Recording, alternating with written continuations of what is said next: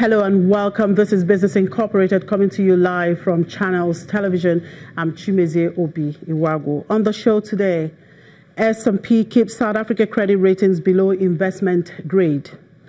Airtel Africa appoints global banks for IPO. Plus, new Barrick CEO eyes Miners Alliance to fix tax row. Let's get the show started now with the markets. And the Nigerian stock market started the week on the downside, trading low at 0.07% at intraday. South Africa JSE index, on the other hand, gained heavily 2.03% at intraday. Egypt was also down, and Kenya closed in the red on Friday. In the Middle East, the Dubai financial market bucked the trend to trade lower at 0.44%. The Qatari stock exchange led gains by 1.02%. Abu Dhabi was up 0.50% and Saudi up 0.43%. And in Asia, markets were mixed today as energy stocks declined after oil prices fell last week to their lowest level in more than a year. Chinese markets erased earlier gains to close lower. The Shanghai Composite was down 0.14% to close at around 2,575.81, while the Shenzhen Composite slipped 0.316% to 1,330.92. Hong Kong's Hang Seng Index gained 1.62% in late afternoon trade.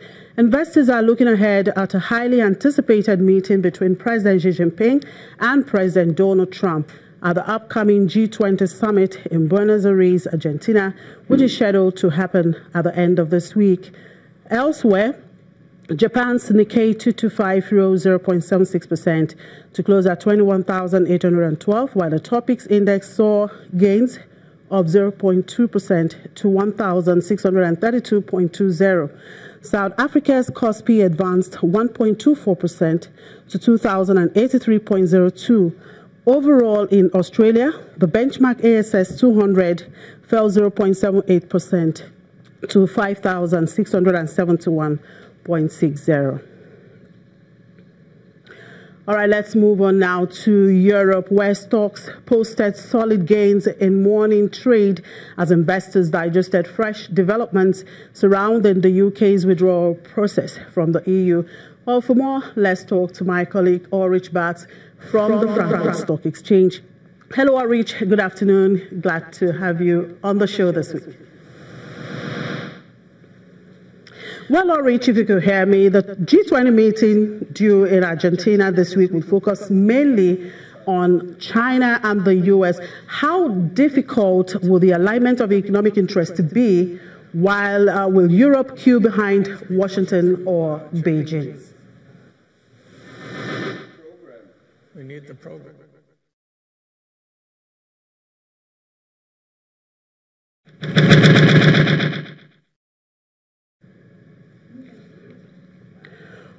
Oh, we will sincerely apologize for that audio problems there. We'll move on to Wall Street, where stock futures pointed to a higher open on the first trading day of the week after big losses during the previous week. Dow Jones Industrial Average futures were up 288 points, indicating a higher open of 272 points, while S&P 500 and Nasdaq futures were also in the black.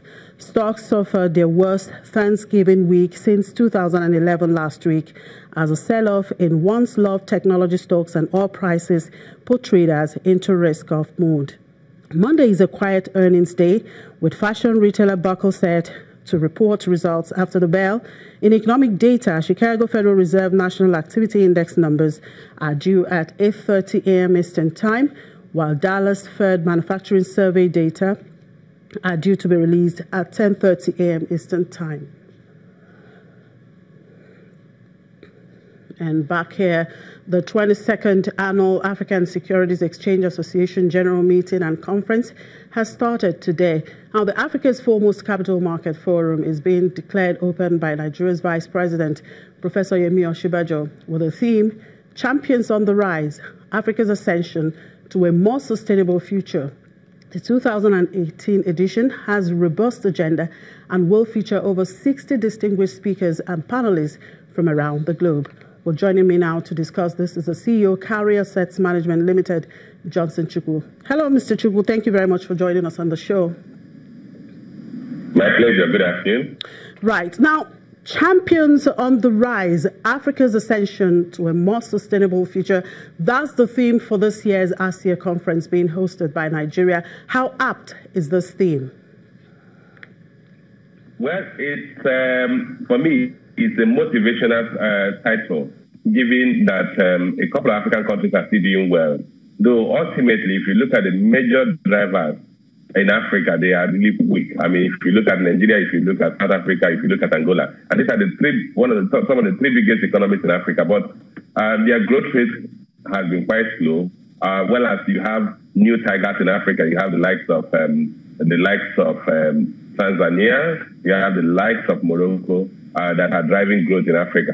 So for me, the topic is mostly a motivational topic to encourage other African countries to actually pick up and drive attraction of financial resources into Africa, which is the objective of African Security and Exchange Association.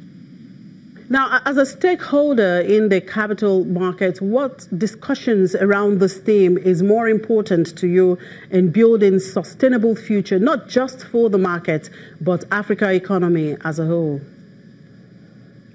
Well, you know, the basic thing is the primary objective of ASEA is basically to unlock the potential of African capital market, to attract the flow of capital into African economy.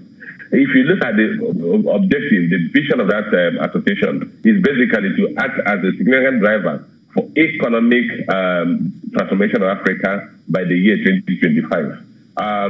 So the key thing is that how do we position the African capital market between three member exchanges so as to be the best on or the basin for attraction of capital flow into African economies, these African economies.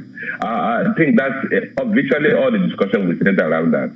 How do we present the African economies and African capital markets so that they will be the first point of